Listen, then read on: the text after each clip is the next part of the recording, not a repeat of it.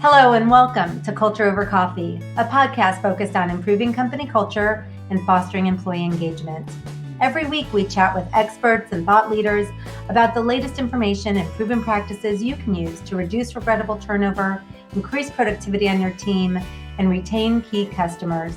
So pour a cup of your favorite brew and join us. I'm your host, Beth Sunshine, SVP at Up Your Culture and the Center for Sales Strategy. In this episode, we're going to examine the current state of recruitment and discuss how tough the situation is right now for so many. We're also going to break down how to best approach your recruitment efforts in order to find the top talent your organization needs, no matter what is going on in the world. Joining me today to talk about it all is a bona fide recruitment expert, Beth Meadows, Senior Executive VP at Personnel Resources. Beth shares so many amazing insights, like why you have to go about wooing potential employees in the same way that you woo clients, how not taking a good, hard look at why people are leaving your organization is like filling a styrofoam cup with a hole in the bottom, and finally, how staying in touch with those A players that moved on to work for a different company just might result in them boomeranging back to you down the road. Well, welcome, Beth, and thank you so much for joining me today for Culture Over Coffee. I'm so glad to have you here. Beth, it's great to be here today. Thank you. So I was just sort of thinking about our conversation that we're going to have today. I pulled out the magazine you wrote in our talent magazine last year. We have a Straight from the Experts segment, and you wrote an article, 5 tips on improving and streamlining your hiring process. And that was a while ago now. That was our 2022 magazine. So it's been a bit since we've gotten to tap you for some great recruitment information, insight. So we're really glad to be able to do that today during the Culture Over Coffee podcast. I've prepared a bunch of questions to ask you today. We've got a lot to get to in a short period of time. Are you ready to get started? I'm ready. Let's do it. Let's do it. All right. So I am fascinated by the strong connection that exists between culture and recruitment. I see it all the time. The better your culture, the more success you'll have recruiting top talent to join your organization. And at the same time, it kind of works the other way. Every hire an organization makes either adds to or detracts from their culture. So it's a cyclical kind of thing. It all starts with recruitment. With that said, it seems that recruitment is going to be even potentially more important, but also tougher this year than it has been in the past. I don't know. I want to hear from you, from your vantage point. What are the top drivers that are making recruitment more challenging right now? And just what do you think about that in general? Yes. What is it they say? If you want to hear God laugh, tell him you're playing, right? So many times I heard, let's say pre-COVID, right? I heard employers make statements like, it's never been this hard. Oh my goodness. We're struggling on all fronts, particularly when you think about really skilled positions or positions where there's a finite group of talent. And then my gracious, COVID came along and what a disruptor, right? Yeah. And so I think the first reason that recruitment is going to continue to be tough is that we've just not fully rebounded from the disruption of COVID. I think, employees had really real challenges with getting to work. Schools were shut down. Parents had to learn how to teach their children at home. And in all of those changes that occurred as a nation, as we were getting through COVID together, it's just left kind of a permanent mark.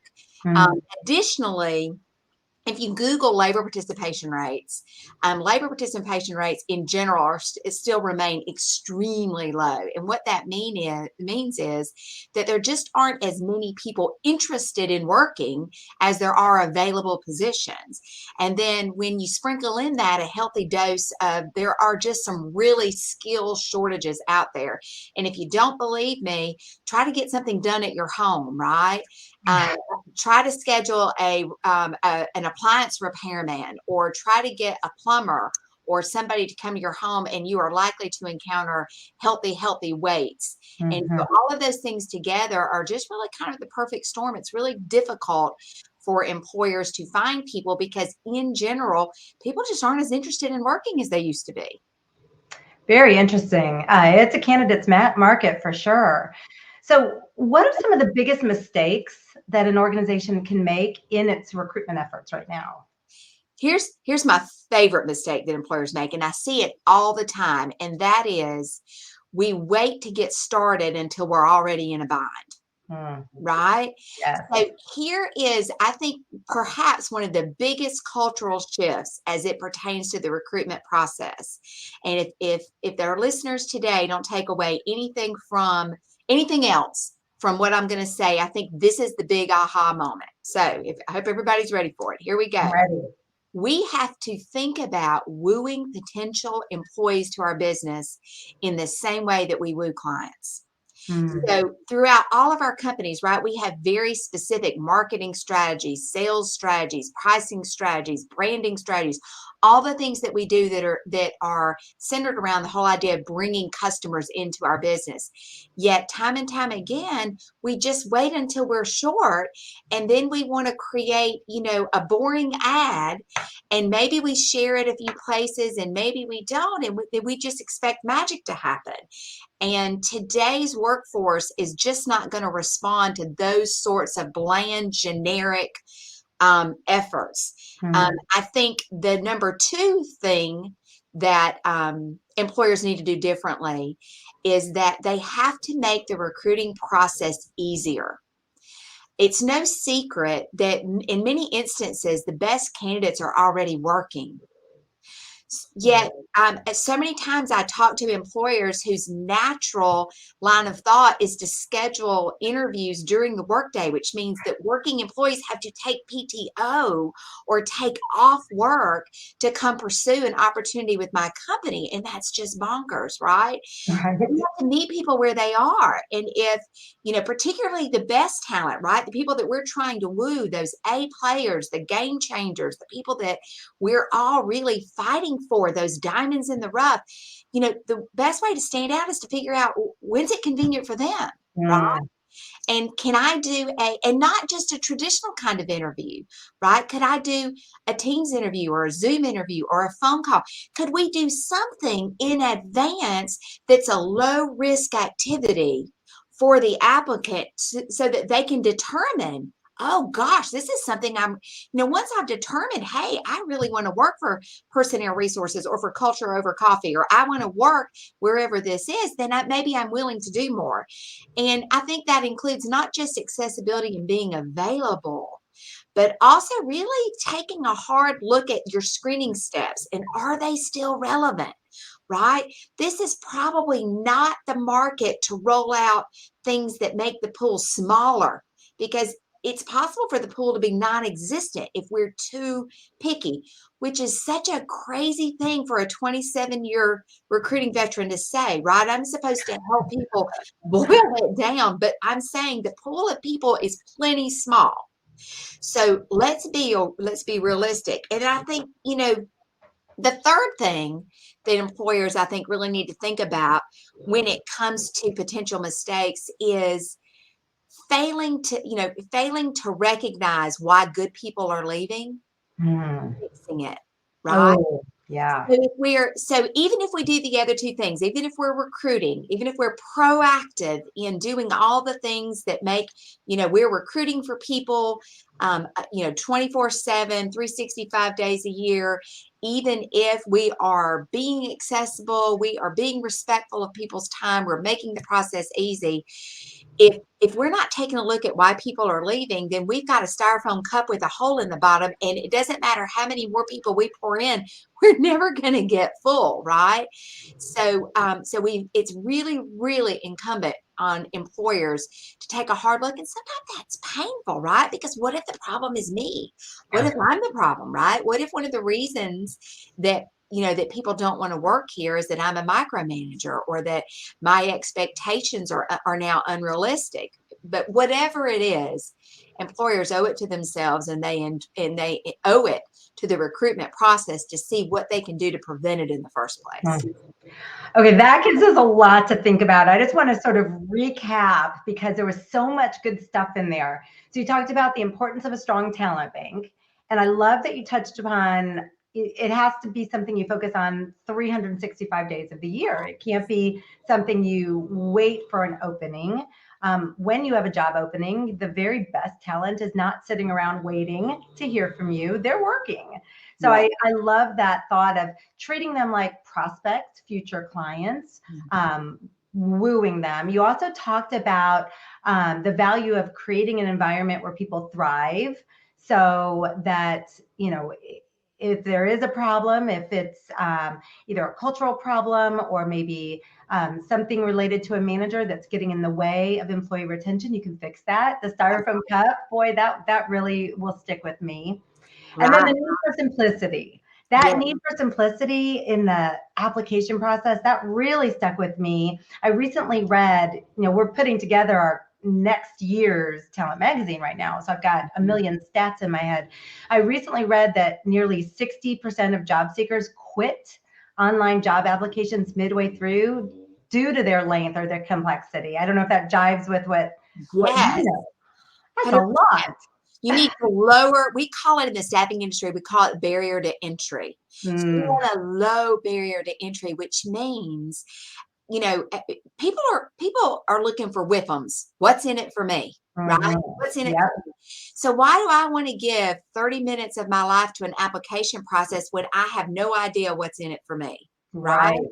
So it doesn't even make sense for you and I. I wouldn't do that either, right? I wouldn't either. So why would we think that the average job seeker, because the other thing that's radically different about recruiting in general, and I think that this is a systemic change that's here to stay, is that passive job seeking is now like it's like a new pastime, right? I can't tell you how many times people reach out to me. They're not really unhappy in what they're doing.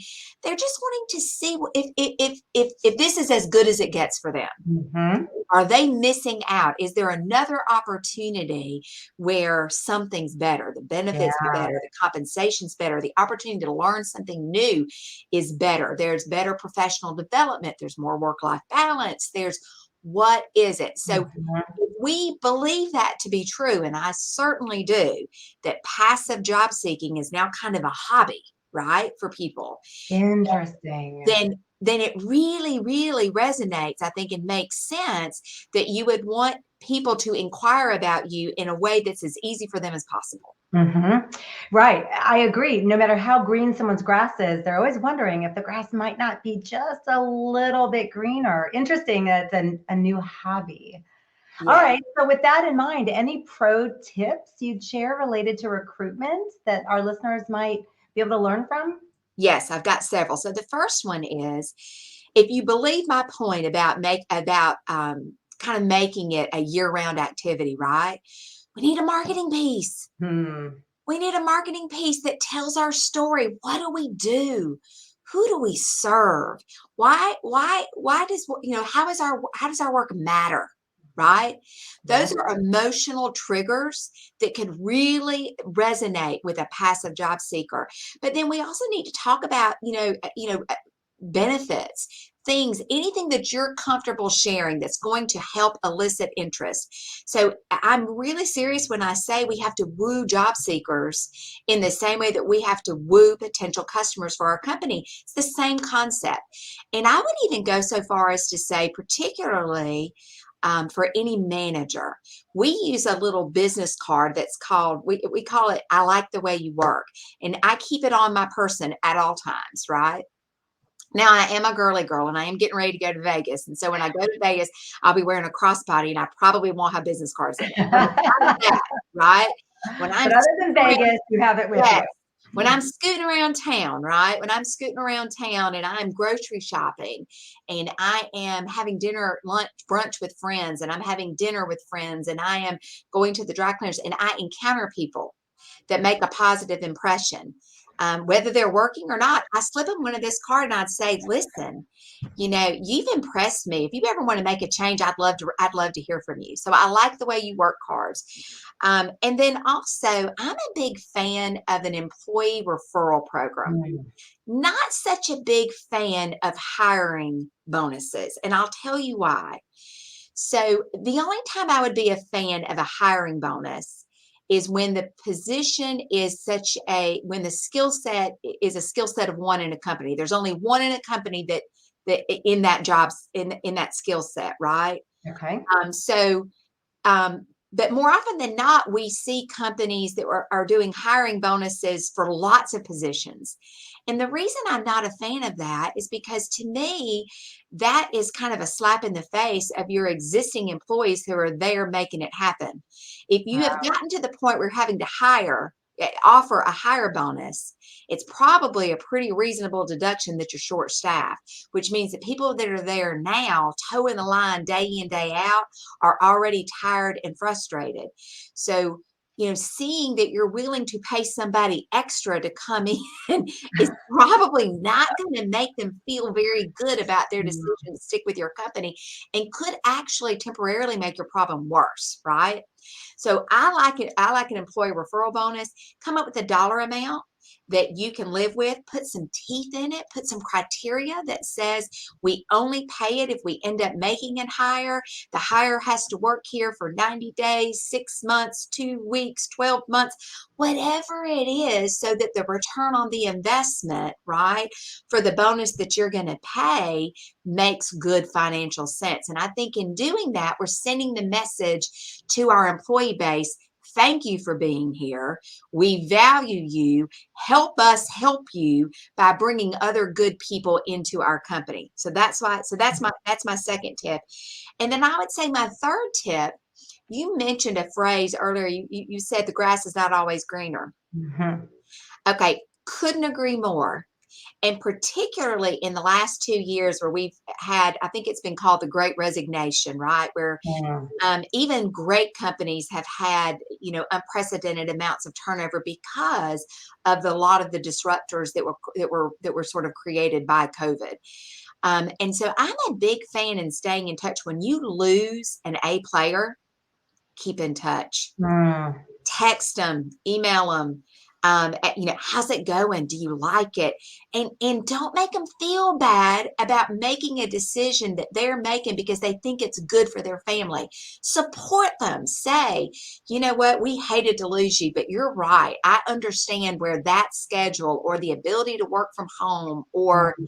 that pay increase or whatever it was something you couldn't turn down. But let me just say that if anything changes, and if this new employer does not deliver on the things that they promised you, we want to hear from you.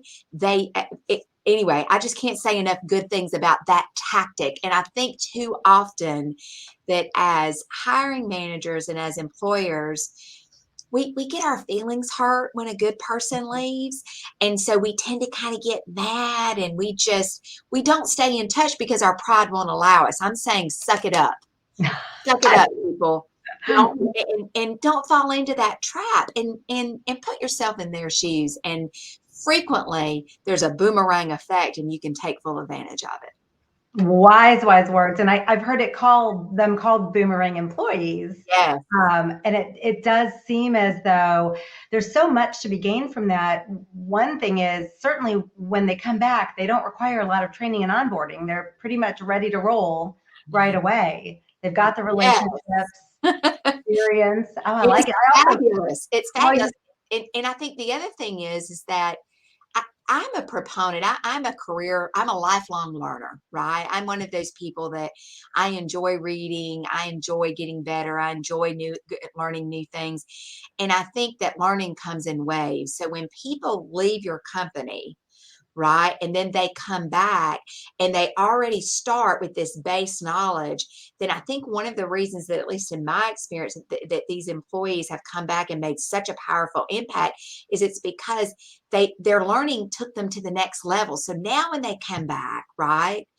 The things that they're focused on are not the elementary things. I mean, they're really digging in and understanding the why behind why we do things. Why is this important? And that's really how productivity. It's where it's all the good stuff when you think about employee engagement.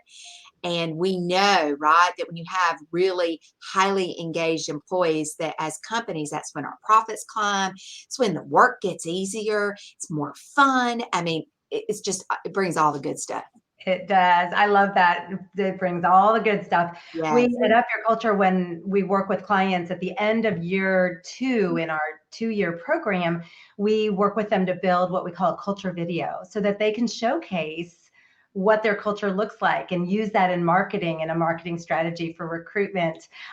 So we're always kind of thinking about how to tie those two things together. When you were talking, I actually found this for those listening. You can't see what I'm holding up, but one of our Up Your Culture clients built a card just like what you're talking about. So you're impressive, let's talk. And then there's information on the back. I thought that was really clever, something you're recommending too. Very, very cool. Yeah. So let's talk about the world of work and how today's work models impact recruitment. I know hybrid and remote work models have broadened the talent pool in a big way for a lot of businesses, but these same work models also pose some challenges.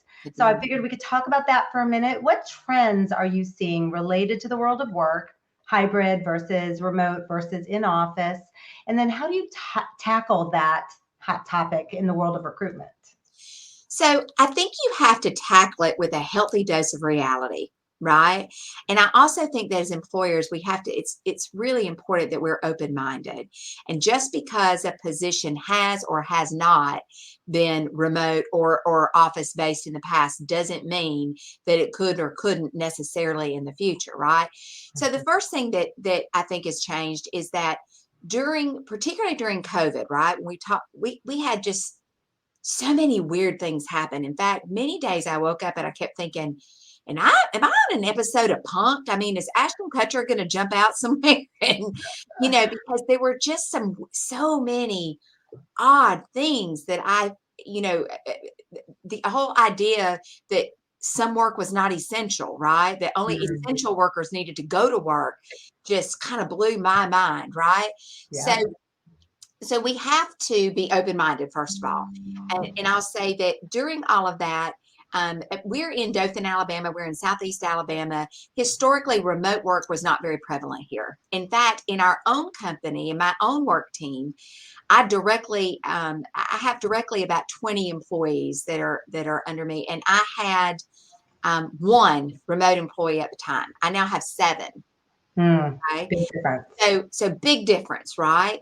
And I think, but I also, in the 7 employees that I have working remotely are all wildly successful employees. So I think for some employers, there's a fear. What if work is not happening? If I let people work from home, what if work is not happening, right? So we have to be better managers. We have to get better at holding people accountable. We have to get better at communicating what the expectations are, right? And so that we can make those arrangements successful. But in our situation, it has been very, very successful. Having said that, everybody in our company can't be a remote employee, right? So all positions do not lend themselves to a remote work environment. Conversely, I had a remote job 20-something years ago. I hated it.